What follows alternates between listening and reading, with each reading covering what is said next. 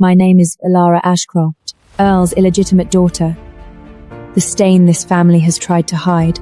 Today, they finally decide to send me to my death. Stand up straight, Alara. Being sent to the palace is the last shred of dignity left to you. The Holy Church has spoken. The House of Ashcroft must provide a sacrificial bride. Father, you're not sending me, are you? Of course not. So you chose me. Your mother was labeled a witch.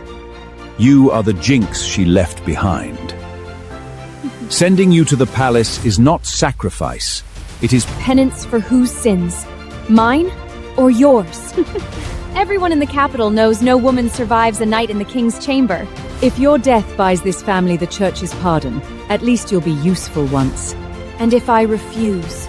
and then you will burn at the stake, condemned as the daughter of a witch.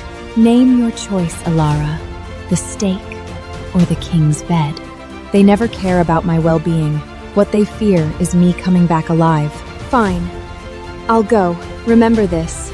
Before sunrise, you'll be a corpse. If the cursed king truly is a monster, then tonight he is about to meet another creature, one who wants to live. They push me into the room, where a sheet of parchment is already waiting on the table. Sign it. What is it? The sacrificial bridal decree. From this night on, your life belongs to the crown and the church. So you aren't even pretending anymore. Your mother was a witch. Someone of your birth doesn't deserve a sacred marriage. Hurry. The king hates waiting. My mother was not a witch! Enough! What she was no longer matters. Of course it doesn't matter. Once I die too, you have nothing to worry about. Sign it, Alara. Don't force me to have your hand held down. I take the quill. My fingers tremble. They think this is the end. But I know better. This is only the opening move. Fine. I'll sign, then pray that I die in that palace. What is that supposed to mean? Because if I return alive, I'll make every one of you regret the day you sent me away. You won't survive the night. Just you wait. The moment the carriage door slams shut, the bells begin to toll, like a funeral being rung in my name. And in that very moment, I make a vow. I will not die. Near midnight, the carriage stops before the royal palace. Black spires cut into the night sky. The whole palace looks like a grave built to swallow the living. Get down. When I step down, several noble girls are already waiting before the gates. I heard the last one they sent in was unrecognizable by dawn. Enough. I don't want to die. I'm afraid too, but I know fear is the most useless thing in a place like this. Stand straight! The woman speaking is the palace mistress who oversees the sacrificial brides. From this moment on, no crying, no screaming, and no looking directly at the king. Whatever the king commands, you obey. And if we refuse? Then you will die. Her words are devoid of any emotion, making the threat even more chilling. Is the king truly as terrifying as the rumors claimed? Remember your name, Miss Ashcroft. By sunrise, no one else will remember you. She leads us through the corridors. The palace is unnervingly still, the flames barely flickering. At the end of the hall, I hear a woman cry out. Who is that? The first woman summoned tonight. Everyone freezes, because what waits behind that door is no bedchamber. It is an execution ground. Heads up. From now on, learn to wait for death in silence. Just before the door shuts, a sharper scream tears through the hall, and in that moment, I know I may be next. That night, we are locked in the same room. No one dares sleep. Will she come back? No woman who enters the king's chamber ever comes out alive. Have you seen it yourselves? At dawn, the guards carry them out through the side gate. Under white cloth, I sit curled in the corner, my heart sinking. They all fear the king. But the most terrifying thing I fear in this palace is not him. Up. All of you. Is it our turn? Only one was summoned tonight. What happened to her? It is none of your concern. There is blood on her sleeve, bright and fresh. I don't want to die. crying won't save you. They all look at me. I'm not even sure I can save myself. Listen well. His Majesty will summon no one else tonight. I survived tonight. But I know it's only for now. Death could still find me. I do not sleep at all. If I remain here, I die sooner or later. So before dawn comes, I decide to run. If I don't leave now, I never will. The palace at night is cold as a crypt. I have no idea where the exit lies. I only know I need to get as far from that bed as possible. Left or right? As I hesitate, I hear a low, restrained groan, like a beast. I follow the sound and stops before a black door. Chains wrap around it, and holy markings are carved across the wood. Something behind it is breathing. This doesn't look like a way out. In the next second, a much more terrifying growl slams from the other side, as if it is inviting me to step inside. I should turn and run, but my hand reaches for the handle. I've lost my mind. I must have... The door is not locked. I push it open, and the cold smell of blood strikes me at once. Inside lies an underground sanctuary, stone pillars, holy icons, candlelight, a man bound in chains. Oh my. Chains bind his wrists and waist. His upper body is bare, and bleeding holy scars cut across his chest. His head hangs low, as if he is fighting something inside himself. The moment I step closer, he snaps his head up. His eyes are bloodshot and terrifying. Get out! He jerks once, and the chains snap tight with a shriek. In that instant, a realization dawns on me. This is not a cell, and the one chained here is no prisoner. He is the king cursed by holy punishment. The king stares at me as though he could tear me apart in the next breath, but I do not leave. Do you hear me? I do, but you look in pain. Shut up! He jerks against the chains again. Blood spilling from his wrists and chest. What keeps me rooted there is not the blood. It is his eyes. There is more than madness in them. There is pain. If you truly wanted me dead, you would have done it already. Don't come closer! Why? Because right now, I'm a monster. Though I am shaking with fear, I still step closer. Then let me tell you something. What? I do not plan to die tonight. I lift my hand and touch his face. In the next second, his whole body goes rigid. The chains, rattling from his struggles, slowly come to rest. What did you do to me? I did nothing. Yet beneath my hand, that frantic man calms down. Before I can pull back, he seizes my wrist. You... Don't go. This time, his voice does not sound like a command. It sounds like a plea. Weren't you trying to kill me a moment ago? I couldn't help myself. And now? I feel better. Don't leave. The red hasn't fully faded from his eyes, but he does not lunge at me again. You're hurting me. Sorry. I am surprised. The monster who kills women in his bed has just apologized to me. What kind of curse are you carrying? It is not for you to know. But you stopped. Because of you. In the next instant, he drags me into his arms. I crash against his burning chest. He holds me like his life depends on it. Don't move. I try to pull away, but I can't. He buries his face against my neck, and little by little, his breathing steadies. He is like a wounded beast, one that has finally found somewhere to rest. I've planned to escape. Yet somehow, I fall asleep in that man's arms. When I wake again, morning has come. The underground sanctuary is eerily still. I lift my head and freeze at once. The chains are still there. But the frantic creature from last night is gone. In its place is a striking man, one who is also dangerous. Oh no, I have spent the entire night pressed against him. No, I have to go. The instant I try to rise, his arms tighten around me. Don't go. You're awake? He does not answer, but his arms remain locked at my waist. I can't waste any more time. I break free from his arms. Nothing happened last night. You never saw me, and I never saw you.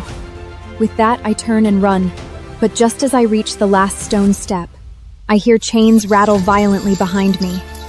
He is awake. Well, I've messed with someone I never should have. Dawn is only breaking when I make it back to the women's quarters.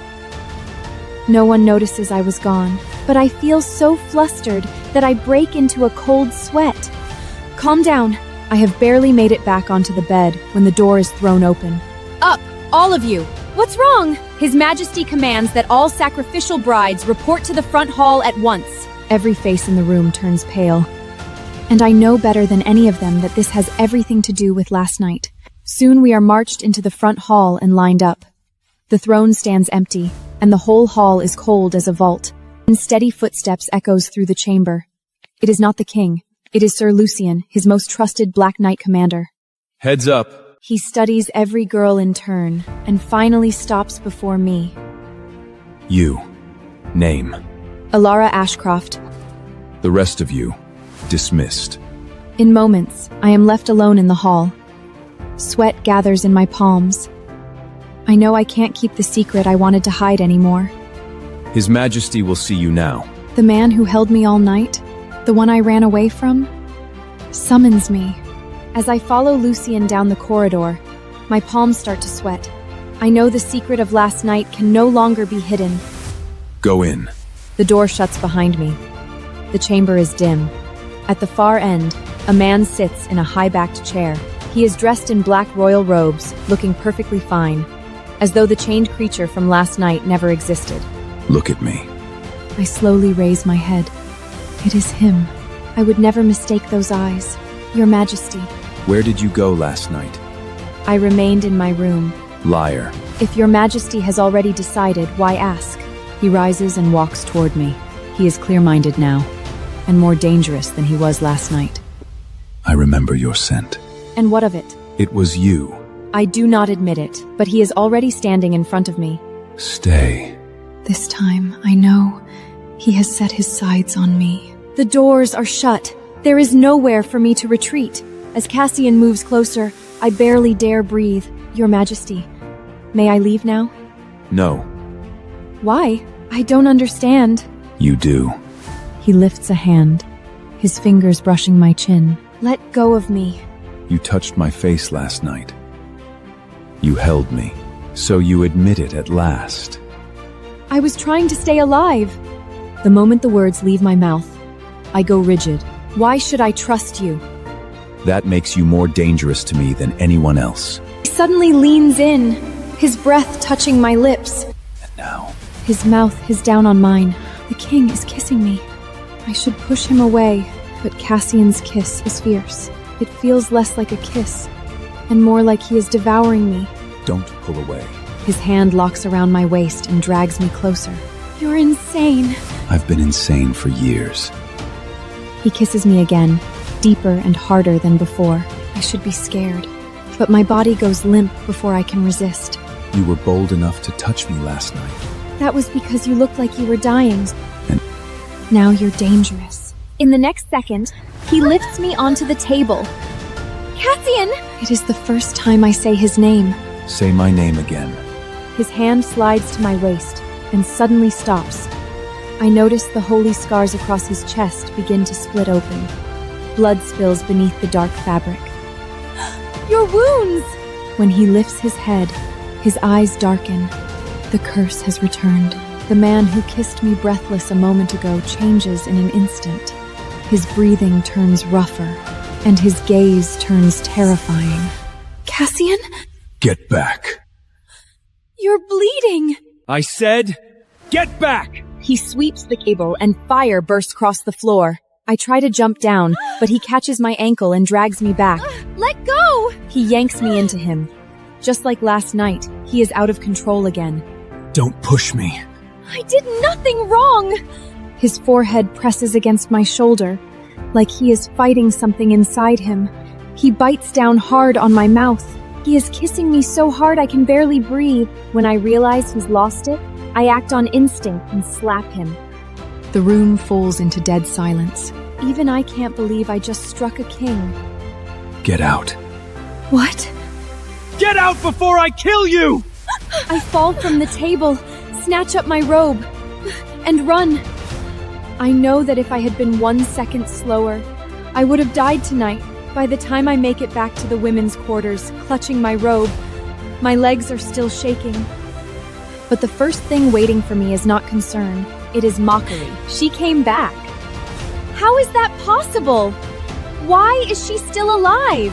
Looks like the king didn't even want to touch her. Makes sense. Who would want a bastard like her?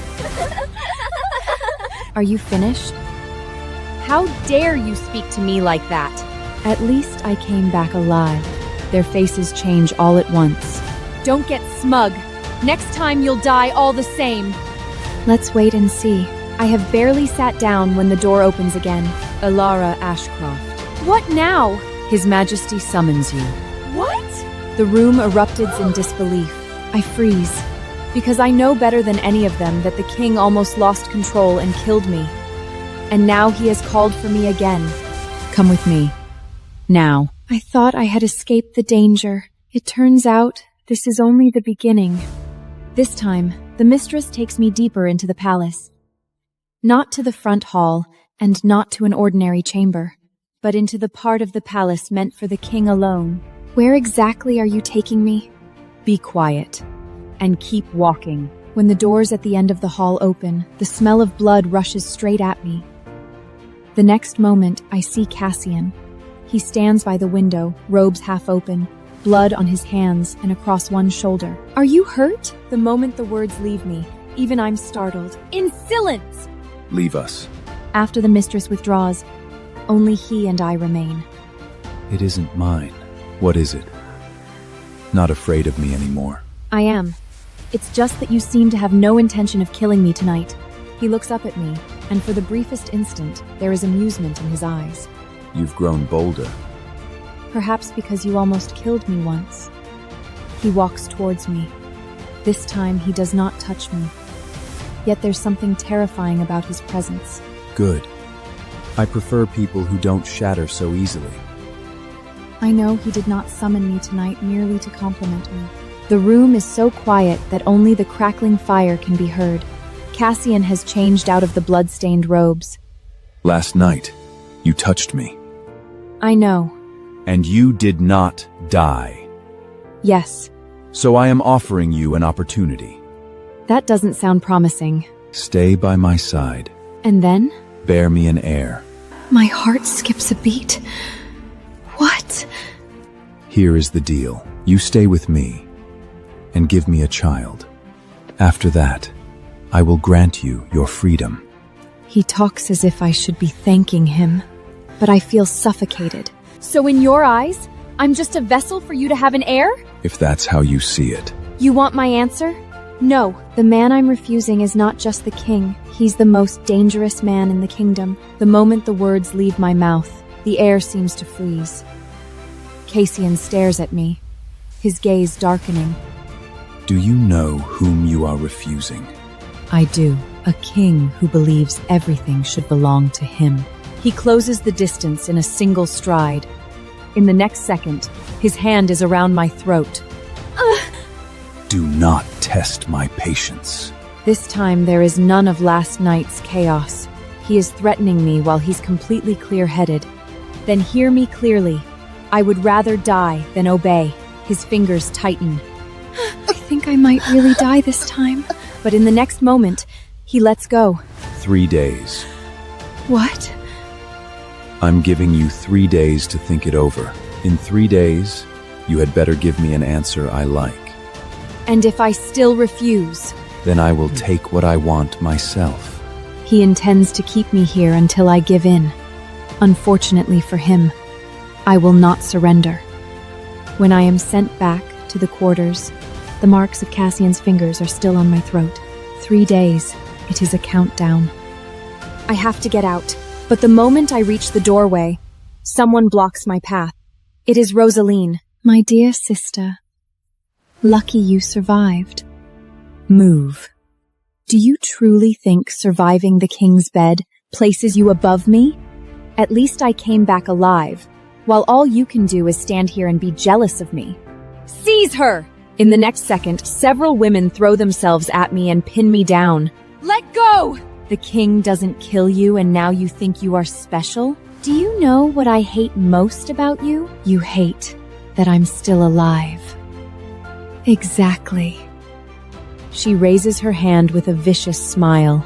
Then let me remind you how bastards are meant to live, on their knees. Her hand is about to strike, but then a violent crash sounds outside the door. Someone has forced the door open. The crash freezes everyone in place. Lying on the floor, I manage to lift my head. The man standing in the doorway is Cassian.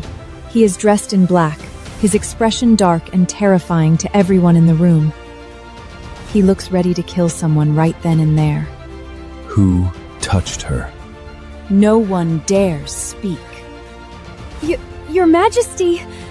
I asked who touched her. His voice is not loud, but it sends shivers down everyone's spine. The hands pinning me down let go. I have barely regained my footing when Cassian is already before me. He sees the marks on my throat, then my rumpled clothes, and his gaze grows even colder. Who touched you? Can't you guess? He doesn't answer. He simply yanks me straight into his arms. The room falls deathly silent. Your Majesty, she's only a— Silence. Rosalind's face goes pale. From this moment on, she is under my protection. My heart jolts hard, because that does not sound like protection. It sounds like a claim. Come with me. I thought the king was only interested in me. Now I understand. He intends to drag me into his world. As Cassian leads me out of that room, everyone stares at me. Rosalind's gaze holds nothing but malice. Your Majesty, she's only a bastard. Did I permit you to speak? Rosaline goes pale and falls silent at once. Cassian's arm is still around my waist. It seems he wants everyone in the room to see it. You can let go of me now. No, You already got me out of there. I'm not saving you. Then what are you doing? From today on, anyone who comes for you will pay for it. Why do you decide things for me? The moment you walked out of my chamber alive, this ceased to concern only you. This isn't a whim. He has truly marked me as his possession. This only makes it harder for me to survive here. Then learn to survive at my side. I lift my head and meet Rosaline's eyes, burning with hatred. I know that from this day forward, she'll hate me even more. The next day, the court holds a banquet of penitence. Officially, it honors the church. In truth, it is to show the nobles where the king stands, and I'm seated at his side. Must I really sit here? You had no trouble speaking your mind last night. That doesn't mean I want everyone staring at me. Let them stare. Soon I see my father, my stepmother, and Rosaline. When they enter the hall, they clearly didn't expect to see me there. Ilara? That's impossible. Why is she sitting there? I lift my goblet and find their faces amusing. Elora, come here. Let me have a good look at you. You must have mistaken me for someone else. Why are you still upset with your Family? You didn't treat me like family when you signed me into a sacrificial decree. Do you truly think you belong in a place like this? At least I didn't send someone else to die for me. Rosaline's expression twists at once.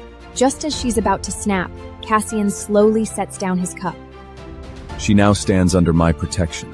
The entire hall goes quiet. Then a voice rings out from the entrance. Envoys of the Holy Church arrive. The moment the church envoys enter, the great hall falls silent. Everyone knows they didn't come to observe. They came to decide who should live and who should die. Your Majesty. Your Grace. Both men are perfectly polite, but that politeness feels worse than open hostility. So this is the girl who survived the holy marriage night. I have a name. Your name is irrelevant. What matters is why you're still alive. Perhaps God failed once at last. Someone lets out a gasp of shock. Holy punishment does not err. Then perhaps what you call holy punishment was never God's doing to begin with. Malrek studies me with scrutiny. The church will take her for further investigation. My heart drops. I do not permit it. Does your Majesty mean to shelter a heretic? I just don't like it when people take someone that's under my protection. If she is a heretic, then she remains mine to judge. The hall falls into stunned silence. At last, I understand. The church isn't merely suspicious of me. They're trying to claim me. When the banquet ends, I'm not sent back to the old quarters. The mistress leads me instead into a chamber in the east wing beside the king's own rooms. And what place is this supposed to be? From tonight onward, you reside here. I didn't agree to that. His Majesty had no intention of asking for your opinion. She opens the door to a room. Compared to what I had before, it feels less like a chamber, a gilded cage. It seems I've just been moved to another cage. Countless women would beg for the opportunity to stay here. Then let them have it. The mistress leaves with a hard stare. At last, I'm alone. I go to the window and can see the high tower where the king lives from here. As I think about how to leave, footsteps sound outside. In the next second, the door opens. Cassian enters.